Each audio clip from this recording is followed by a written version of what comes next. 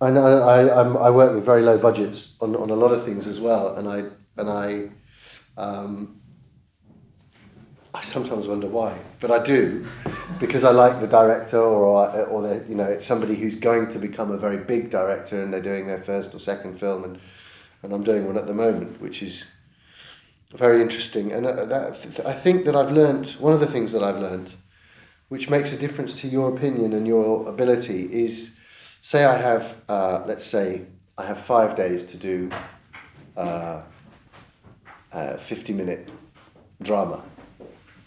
Somebody gives me 5 days or 10 days, and that's everything: dialogues, effects, Foley.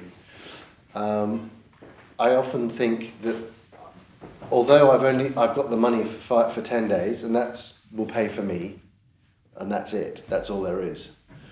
I'm sometimes better off saying to somebody else, look, I need you to do what you look at. What's the most important part of the piece? Is it the dialogues? If it's a film, if it's a drama that doesn't involve sound design or any clever effects editing, you say, okay, the dialogues are the most important part, followed by the Foley, followed by the sound effects. So you take the least important part for that project, and it's different on every project, and you say to somebody, I'll give you 3 days to do me all the backgrounds. So I can then I might lose money for 3 days. I'm not going to make money for 3 days, but I know that I can do a better job on the other part and have somebody else deliver to me the background. So I know it's being done. And it may mean I'm getting less overall financially. And what it does is it gives you, it unburdens you for the creative process that you're going through.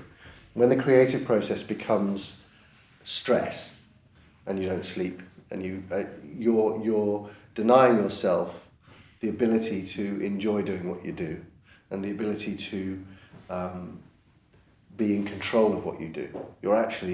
You're being driven hard into a wall, and after that that's it, you're finished. There's no sense of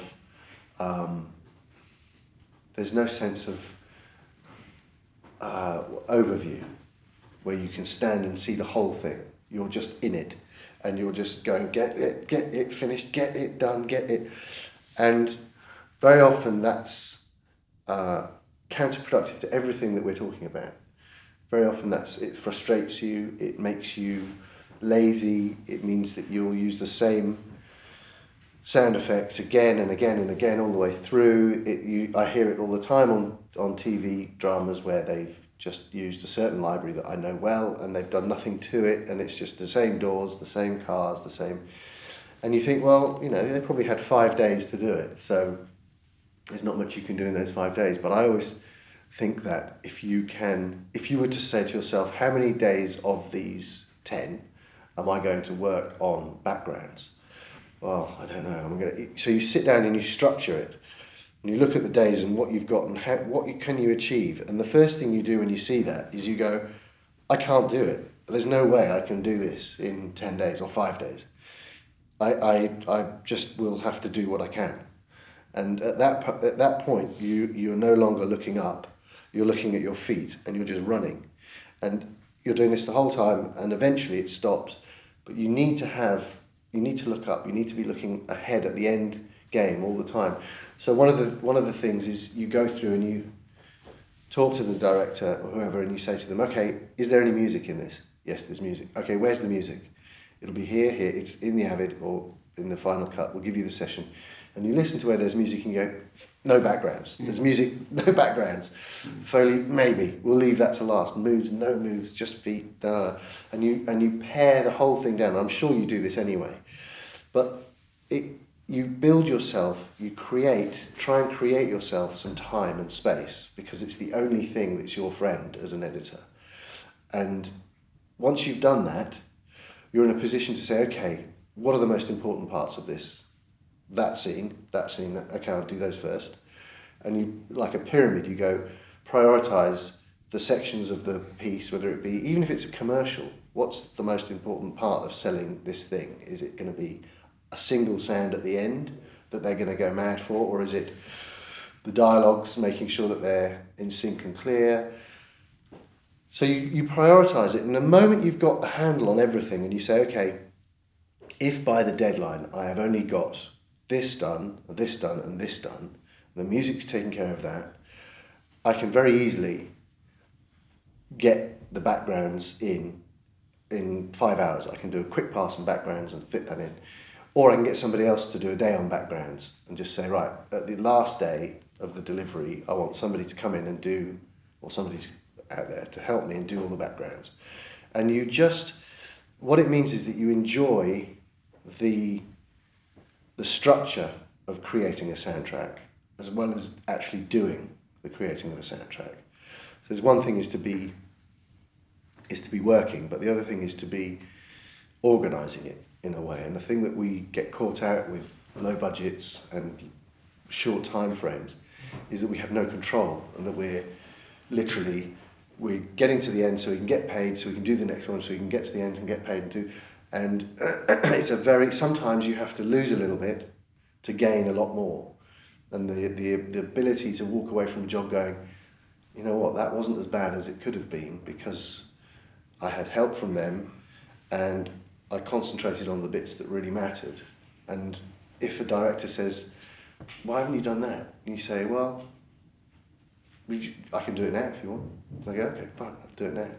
But you can't, even if you work absolutely flat out and you work day and night and you get something finished, the director could always turn around and say, well, what about that? And you go, oh yeah, I forgot about that. And it's that ability to be able to be a bit more in control and a bit more, have an overview and be looking ahead, not down.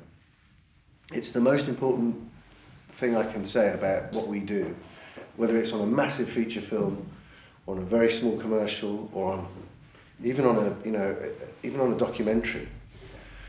There are crucial elements that have to be taken care of first, and it's prioritising so that you have the ability to see clearly where you're going with this, so you control it. You are emotionally engaged with it rather than just your head is just going bang, bang, bang, bang, bang, bang, bang. It takes discipline, and it's not to do with sound design, and it's not to do with anything. It's just simply to do with managing your responsibility as a sound expert.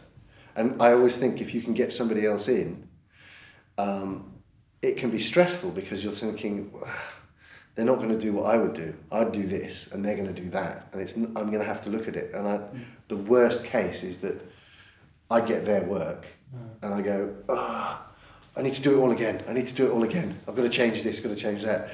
You have to say, well, actually, if I do that, then the dialogues aren't going to be as good as they need to be.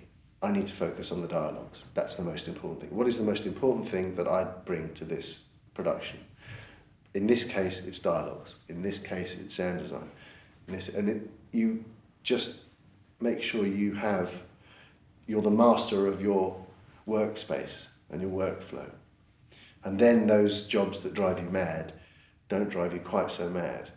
And also you become far more capable when negotiating for a job with somebody. They say, okay, here you go, you've got 2 days, we want it done in 2 days, or we'll be here this afternoon, can you do it this morning and we'll be in this afternoon? You say, yeah, I can have something ready for you this afternoon, but it won't be, obviously I'll need to finish it with you here. I need you here to tell me whether it's right or wrong. So they immediately understand that it's not going to be all finished.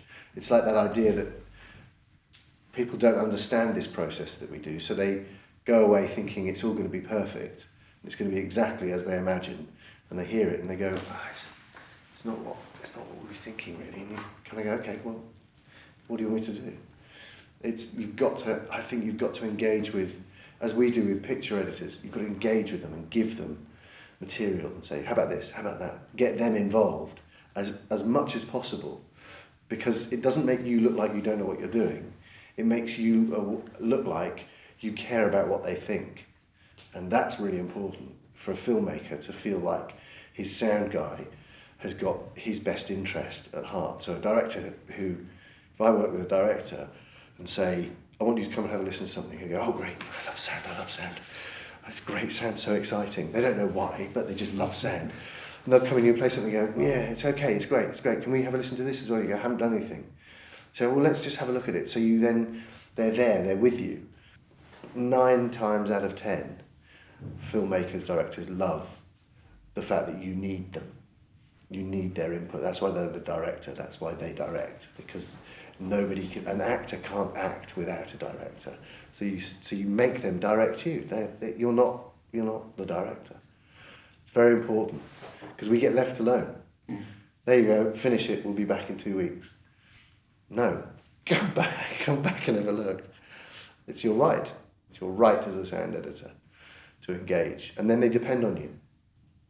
And the more they depend on you, the more they come back to you and they say, oh, I love him, he's great. He really focuses on the dialogues, it's really good. And you've made a name for the fact that you understand what sells the product.